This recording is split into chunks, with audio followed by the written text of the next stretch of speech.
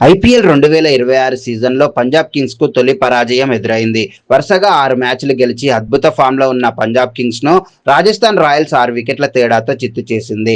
మంగళవారం ములాన్పూర్లోని మహారాజా Yadavindra Singh international cricket స్టేడియంలో జరిగిన ఈ హై స్కోరింగ్ మ్యాచ్లో ముందుగా బ్యాటింగ్ చేసిన పంజాబ్ కింగ్స్ 20 ఓవర్లలో 4 వికెట్లు కోల్పోయి 222 పరుగుల భారీ స్కోర్ పోస్ట్ చేసింది. ప్రభ్సిమ్రాన్ సింగ్ 44 బంతుల్లో 59 పరుగులు చేయగా మార్కస్ స్టోయినిస్ 22 బంతుల్లోనే 62 పరుగులతో విధ్వంసం సృష్టించాడు.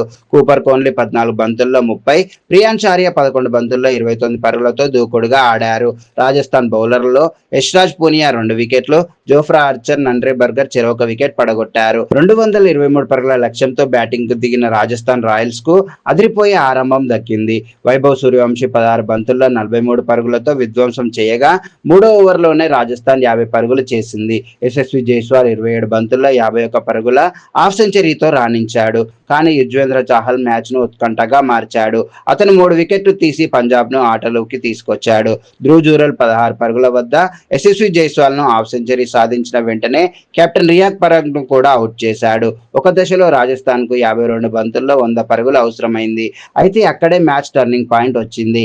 ఇంపాక్ట్ ప్లేయర్ గా వచ్చిన శుభం దూబేతో కలిసి డోనోవన్ ఫెరీరా అసాధారణ బ్యాటింగ్ ప్రదర్శించారు. ఈ ఇద్దరు కేవలం 32 బంతుల్లోనే అజేయంగా 77 పరుగులు జోడించి మ్యాచ్ ను రాజస్థాన్ వైపు మళ్లించారు. ఫెరీరా 6 4లు 3 6లు, దూబే 3 4లు 2 6లతో ధారాళంగా ఆడి 19.2 ఓవర్లలోని లక్ష్యాన్ని ఛేదించారు. హర్షదీప్ సింగ్, లాకీ ఫెర్గుసన్ ధారాళంగా పరుగులు ఇవ్వడం పంజాబ్ కు ప్రధాన కారణమైంది. ఈ విజయంతో రాజస్థాన్ రాయల్స్ పాయింట్ల పట్టికలో మరింత ముందుకు సాగింది. పంజాబ్ కింగ్స్ అజేయ రికార్డును తొలి గీత గీయబడింది. ఈ మ్యాచ్ ఐపీఎల్ 2026లో ఇప్పటి వరకు చూసిన అత్యంత ఉత్కంఠభరితమైన చేజుల్లో ఒకటిగా నిలిచింది. డోనోవన్ ఫెరీరా ఈ మ్యాచ్ కు మ్యాన్ ఆఫ్ ద మ్యాచ్ గా నిలిచాడు.